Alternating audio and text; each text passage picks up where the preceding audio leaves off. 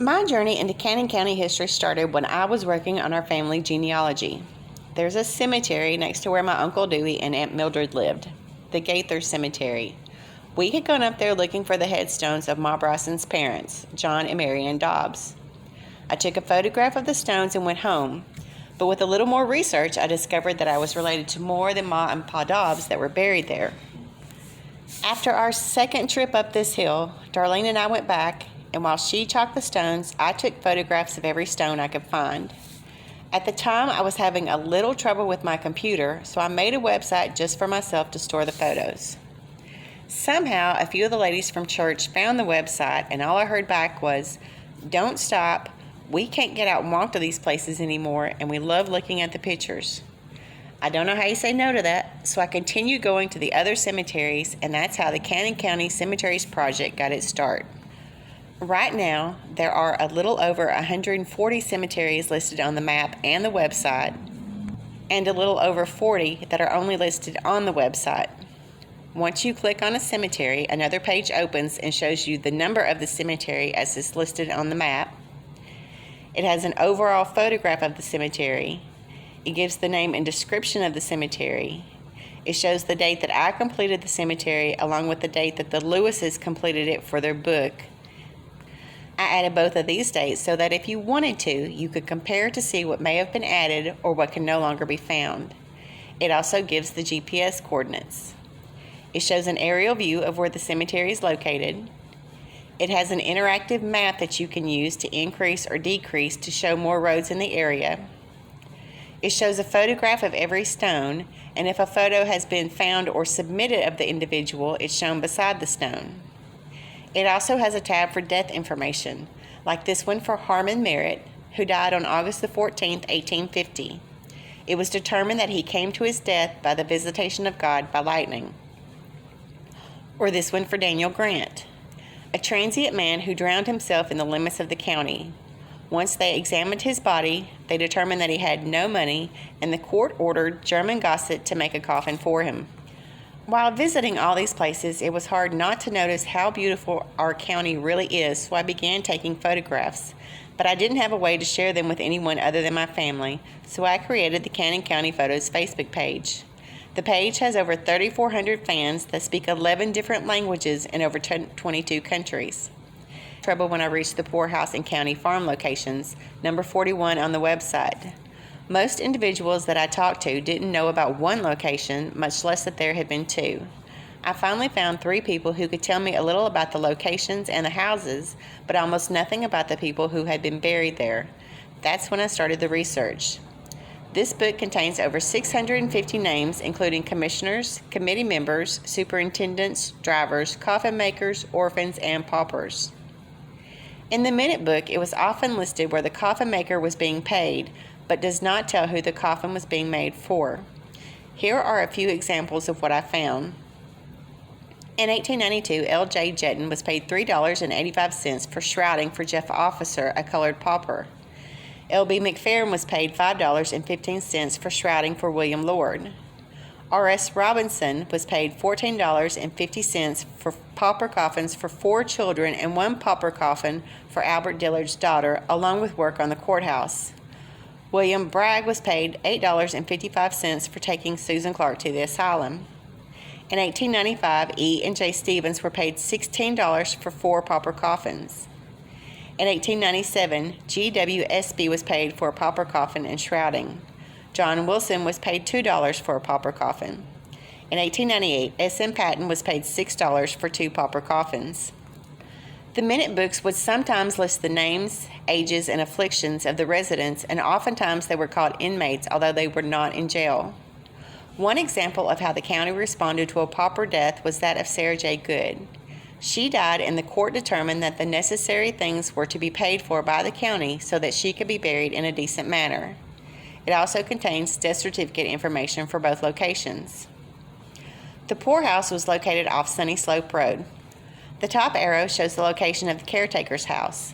The house that sits in the valley today was the house that was built by Estelle Reed's father when he bought the farm and it was moved to Braxton. Behind that house you can see the tree line on the hill, and this is where the pauper cabins dotted the hillside. Current photographs show that the trees are starting to take over the area. Farther down in the next clearing is where the cemetery is located. There's an electric pole in the general location now, but there used to be a tree that marked the area before it died. The county farm was located in Braxton, now Readable, on Bradeville Road. Dr. Holland's house is where the main buildings were located. There is still one original building, and it's located behind his garage. In the upper left corner, you can see the line that follows the river, and this is where the pauper cabins were located. The cemetery is located on the other side of the highway and up to the tree line. Mr. Knox remembered when you could still see the field stones that marked the graves, and he felt more than certain that when the new road was put in, it was placed over several of them. While going through all these documents and articles, I came across some very interesting stories, and while I was at work, I would read them to my customers, and it was suggested that I put them in a book of their own. And this is how the Murder, Moonshine, and General Mayhem in Shotgun County was started. You can read about the robbing of the Melton Bank or the Auburn Bank, all 3 times, the county's only known lynching of Tom Lillard, the Oakley Jewel murder case, and convicted murderer Dillard Warren. He was the first convicted murderer that the governor had ever visited in the history of the state. His trial began in February of 1899, and he became the only man to be legally hung in the county on September the 27th, 1900. The photos show Dillard from a newspaper article, the state prison in Nashville, Governor McMillan, and Dillard's house in Shinbone Hollow. He had been convicted of killing L. Evans, who lived in Seals Hollow. After the closing of the Civil War, there were 18 legal distilleries in the county. This quickly changed during the Prohibition years when locals believed that there were more than 100 illegal stills. But many times it was more of neighbors telling on one another, though, than the sheriff actually catching them. Like in 1883, when Burt Willard, sworn in, stated that he saw 2 boys at the Auburn meeting last Sunday a week ago. He said he was with George Smith and Owens, and he was telling on Jim Sellers. Or Bob Pinkerton, who had been sworn in, stated that he saw Charlie Tolbert buy whiskey, and then even told on himself that he had bought half a gallon of whiskey from Bragg's drugstore, and that William Haley was staggering around like he does when he gets drunk. We can't forget about Polly Radley in the Mayhem chapter. She had been charged with having a house of bad repute. She pled guilty to the charge and was fined $1. But apparently Polly wasn't very good at her job, though, because she couldn't pay the fine and was sentenced to the workhouse. And Mary Fletcher. She had been sworn in and stated that she saw Florence Burton and William Spurlock calculating in the house. She stated that Florence had kept a whorehouse and that she had seen Bina Jones and Ruth Taylor on the bed together. Now, is it just me, or does it make you wonder what Mary Fletcher was doing in what she called a whorehouse to begin with? You may have heard the nickname of our county a Shotgun County, and if it was because of the number of times a shotgun had been used to settle disputes or crimes, there are literally hundreds of examples to share. In 1892, Mrs. John Pendleton shot Robert Milligan in the head with a shotgun. In 1893, Anderson Arnold killed James Bryant with a shotgun. In 1911, Dr. J.C. Drennan pulled the trigger of the shotgun with his toe. In 1930, Markham entered with a shotgun and asked Prater if he wanted to die, to which the latter replied with a negative. In 1961, 2 men are injured in a shotgun duel. In 1967, Sheriff Simpson told of 3 men entering the club, one with a shotgun. While researching, I found a petition from Emily F. Mills. Emily was a free woman of color petitioning the court to stay in Cannon County with her 4 children. Peyton and Hal Hayes had posted a $2,500 bond on her behalf. I was never able to find more information on Emily, and this is how the Searching for Emily book was started. I found that the reason that Emily was having to petition the court was that because in 1831, our state government had mandated that emancipated slaves had to immediately leave the state. It was ordered that she could stay as long as neither she nor her children become a county charge, that they keep the peace, and be of good behavior toward all white persons. The book begins in 1811 with the last will and testaments and deeds written before the county was formed and then carried out in Cannon County. Like the last will and testament of James W. Odom Jr. in 1811, who gave to his beloved wife 2 slaves, Charity and Harry. In 1814, Peter Tribble deeded to William Campbell a Negro boy named Randall, about 4 years old. In 1817, John Bankhead deeded to Robert Bratton 3 Negro slaves, Nancy, who was 28, and her 2 daughters. In 1829, the last will and testament of Richard Sandridge gave to his sister, Nancy Dickinson, his Negro woman, Fanny, and her child. His will also included the names of other slaves: Louisa, Huldah, Eliza, Pamelia, Milton, Dabner, Nellie, Zat, Old Nellie, Susan, and Tom. These are 2 of the colored troop records out of several in the book. One is for James Gaither, who was 18, and one for Sims McKnight, who was 22. Both are shown to have been born in Cannon County and farming before enlisting. There are numerous photographs included, along with many records, such as census records, slave schedules, mortality records, World War I and World War II registration records, and more. Men of Justice was the next book. It lists the names from 1836 to 2018 that includes all the sheriffs, over 800 deputy sheriffs, over 650 constables, over 500 justices of the peace, rangers, and magistrates, and over 400 of the Minutemen or Home Guard. And then, from 1935 to 2018, the names of all the chiefs of police and patrolmen that we could find. It also includes information on the 1st, 2nd, and 3rd jails and the maintenance records. Like in 1874, when the jail committee reported that the iron cell was complete and that there was a considerable opening in the wall where the cell had been taken in, that a window had been broken by the prisoners and needed replacing, and that a door should be added from the dungeon room to the jailer's department. The committee had paid $750 for the cell, and that would be a little over $17,000 today. It also includes reports made by the coroner, like in 1837 when Alexander McKnight held inquest over the dead body of Joshua Basper at the house of Thomas Todd, and determined that his death was brought on by the violence of Roswell soap. In 1838, he held inquest over a body of a colored man named William, and determined that his death was brought on by the violence of Nathan Taylor. In 1855, the coroner, John Fisher, held inquest over the dead body of John Whelan and determined that his death came from the visitation of God and not otherwise. It includes listings of different happenings during those times. Like in 1838, the citizens of Wilson and Cannon counties prayed for repeal from the Senate for laws granting licenses to tippling houses. In 1876, the sheriff and his posse capture and then lose John Curtis. In 1840, Harrison Thomas was allegedly shot and killed in Auburn by Burt Willard over a long-standing grudge. And in 1888, flocks of residents packed the courtroom for the trial of Hamp Francis for the murder of Doc Odom from a feud reported to have existed in Auburn since the Civil War. In September of 1892, Will Floyd and Shade Brooks got into a shooting match in Auburn when the former shot the latter dead.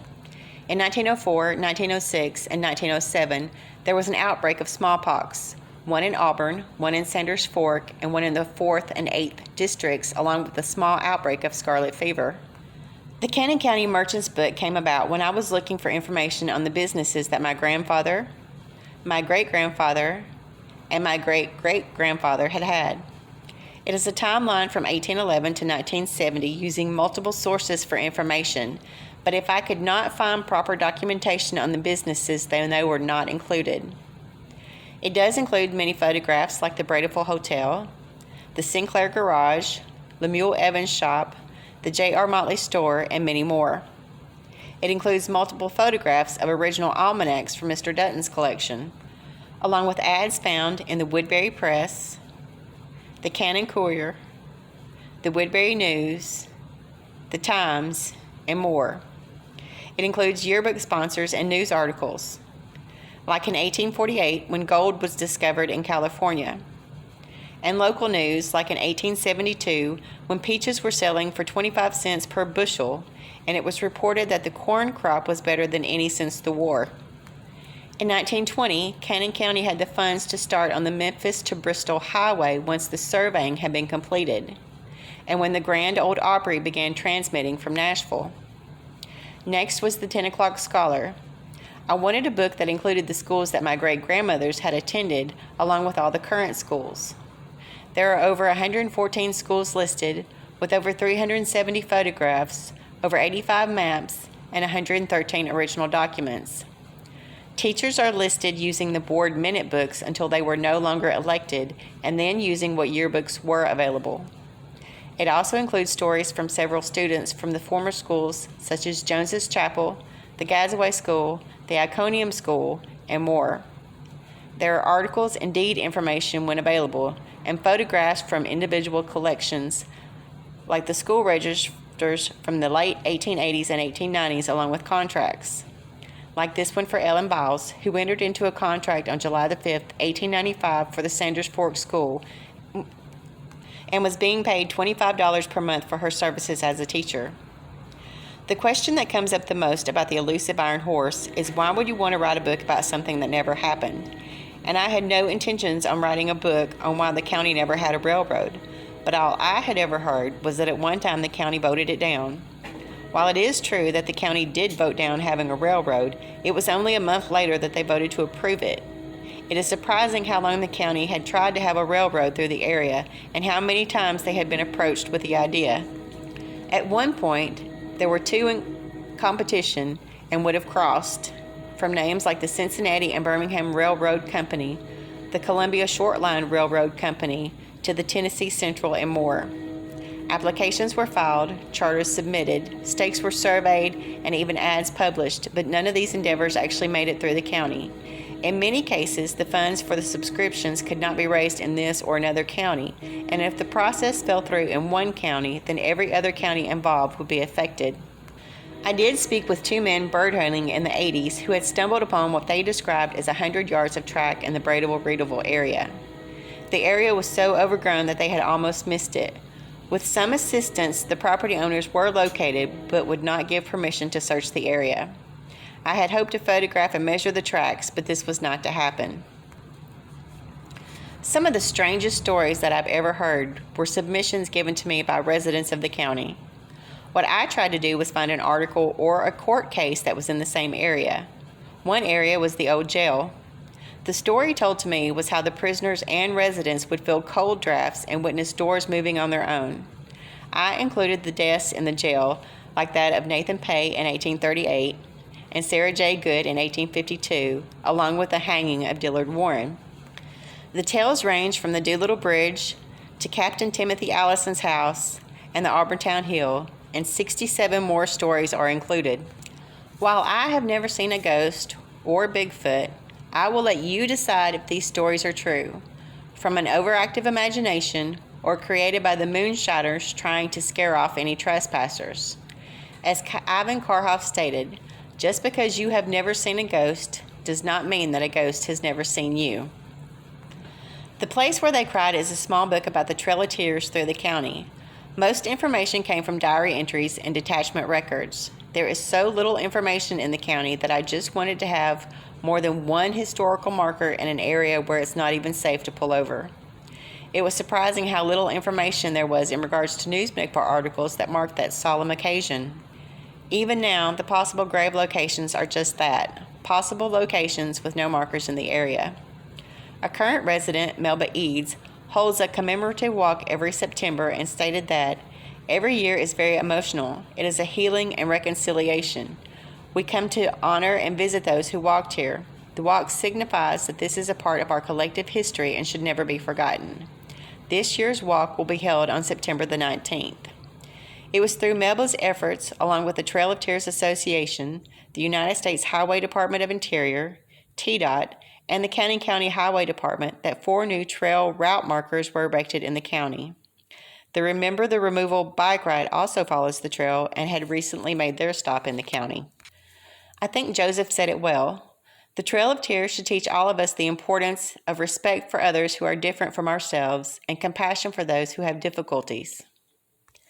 There seems to be some fascination with moonshine, and Cannon County has always been a prime location for this endeavor. Years before the county was formed, Henry D. McBroom was a tavern keeper. By the time the county was created, he was joined in this trade by John Fisher. By 1838, a new law made retailing those spirituous liquors punishable by a fine. The struggle between the church and the drink waged from the very beginning and continues today. Then it was the ladies of Woodbury who petitioned the Tennessee General Assembly regarding these places of abomination. In 1846, there was even a law that forbade saloon keepers from selling to minors if their parents forbade it in writing, and from selling to slaves without permission from their owners. Before the Civil War, Tennessee was a leading producer of distilled spirits. During the Civil War, a new whiskey tax was instituted to fund the federal government. The extremely high taxes were as much as 8 times the cost of the liquor itself. Even the Union Provost Marshal made note of these illegal distillers in the county. It was during this time that the Revenue Bureau of the Treasury Department transformed their collectors into a policing authority. During the 1880s, a few men and businesses obtained merchant licenses for druggists, like McKnight and Odom, G.B. McBroom, and the Kennedy brothers. But once Prohibition took effect, it was within the first 6 months that over 15,000 doctors and 57,000 druggists applied for licenses to either sell or prescribe alcohol. It was during this time that the illegal shiners and bootleggers really began to up their game on transporting that liquid gold. In 1940, 6 inmates in the county jail were found to be drunk and nursing hangovers the next day. They had managed to obtain 15 pints of various brands from another cell that had been holding confiscated liquor. Most had been brought in on charges of drunkenness to begin with. Through the years, the county had legal alcohol several times, only to be overturned by federal, state, or local laws. It wasn't until 2009 when Tennessee began reforming those laws. In November of 2010, the county held an election that gave the local distillers the approval to proceed, although the county did not allow liquor by the drink. This book also includes information on former shiners through the years and interviews with some of those who were more willing to talk, like Ronald Lawson and current legal shiner Billy Kaufman, along with Ricky Estes, who tells of his escape from the law through Auburntown. Civil War in Cannon County was next. I may have read 4 different books in order to come up with 2 paragraphs worth of information. By the time I had finished, I had read more about the Civil War than I would have believed and found more information than I could have imagined. I've included all the information, with the majority being from Woodbury, Reedville, Bradyville, and the Auburntown area. In February of 1861, Tennessee voted to stay in the Union, with Cannon County voting the same. It was on April the 12th when Fort Sumter was fired upon. By the 15th, Lincoln had called for 75,000 troops to subdue the rebellion in the sister states. It was on June the 8th that Tennessee voted to secede, with Cannon County voting the same. Over 1,200 soldiers are listed that were either born in or lived in the county. The Minutemen, or the Home Guards for that time, are also included, and over 75 soldier photographs. It includes the skirmishes and battles of the Cannon County men, whether they happened in the county or not, like the battles of Fort Donelson, Nashville, Shiloh, Milton, Murfreesboro, Chancellorsville, Chickamauga, Franklin, Missionary Ridge, Atlanta, and the Battle of Gettysburg.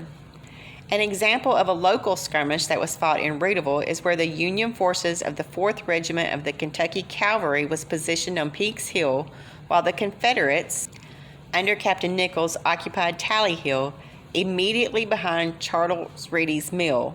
A mile of open ground lay between them, which served as the battlefield. It includes the account of General Crittenden's Union forces entering Woodbury, capturing men, and riding to Murfreesboro, where several of the men would be hung the next day, and then the surprise attack from General Forrest and the rescue of those captured men. A historical marker now stands at the eastern entrance of Woodbury, proclaiming that Forrest rested here before rescuing these men. After reading Civil War in Cannon County, you will realize that many, many more than Forrest rested in this area. It includes the Union Provost Marshal files regarding the rebel citizens of Woodbury, and the illegal distillers are included. There's also a sketchbook of maps from the area, like this one showing Auburn and Sanders Fork, where they had camped on February the 3rd of 1863 and described it as being cold all day long. It also includes the reports on the skirmish that killed Colonel Hutchinson, for whom a monument stands at the western entrance to Woodbury. Through the years, you get a sense that most residents and visitors believe that Cannon County was all rebel all the time, but as you read through these pages and the list of names, you come to realize that there were many more Union soldiers than one might imagine, and that the losses were heavy for both sides, not only for the soldiers, but for their families as well.